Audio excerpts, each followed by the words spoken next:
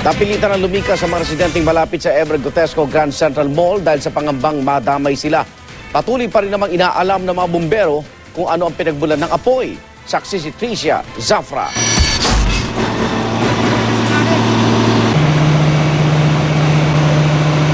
Magkahalong inip at galit ang naramdaman ng mga may pwesto sa Ever Gotesco Grand Central Mall sa 3 araw ng sunog. Ayaw kami papasukin talaga, ayaw ipalabas yung item namin Sabi po, buo pa po, ayaw pa po kami papasukin Ewan ko po anong problema nila. Tapos kami rito, hindi kami pinapasok, yung iba pinapapasok. Pero di lang sila ang kabado. Sa likod ng mall, inabutan kong nag-aal sa balutan ang mga residente.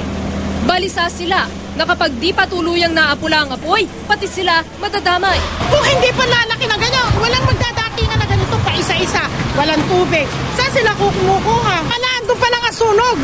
Nag-impake na kami anytime na kung anong mangyari. Hindi kami natutulog. Diyan lang kami sa labas. Nagbantay kami dyan ng kung paano mangyari. Pasado alas 11 ng umaga, muling kumapalat ng itim ang usok na lumalabas sa gusali habang nagsasagawa ng clearing operation sa mga bumbero. Inabot na raw kasi ng apoy ang impakan ng thinner at pintura. At habang ini-interview ng news teams ang hepe ng Caloocan Fire, bakit ano yan, sir? Pintura, no? Oh, sir, yung chemical doon. Chemical namin na nakita ron.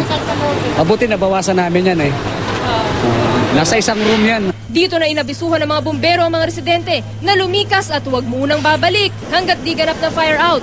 Pero ang gusali ng mall, di na raw pwedeng balikan at muling buksan. Collapse na po yung building doon sa harapan sa pinakaano. Saka lubog ho siya sa tubig. Flooded na siya. Ang basement kung nasaan ang supermarket at ang 5th floor kung nasaan ang storage area ang inatupag maghapon ng Caloocan Fire dahil dito raw pinakamahirap patayin ng apoy. Hanggang ngayon ay di pa rin daw matukoy ang pinagmulan ng sunog na nagsimula sa isang tindahan ng sapatos sa 1st floor na naitawag sa Marulas Fire Volunteers alas 10 ng gabi Biyernes. Pero dahil sa kapal ng usok at kakulangan sa gamit, alas 11 ng gabi na nitong Biyernes napasok ang mall. Alauna ng madaling araw ng Sabado nang itaas sa Task Force Bravo ang apoy. Pero hanggang Linggo ay di pa rin ito naapula, bagamat under control na. Dahil tuloy ang apoy, di pa matansya sa ngayon kung magkano ang halaga ng pinsala. Tricia Zafra ang inyong saksi.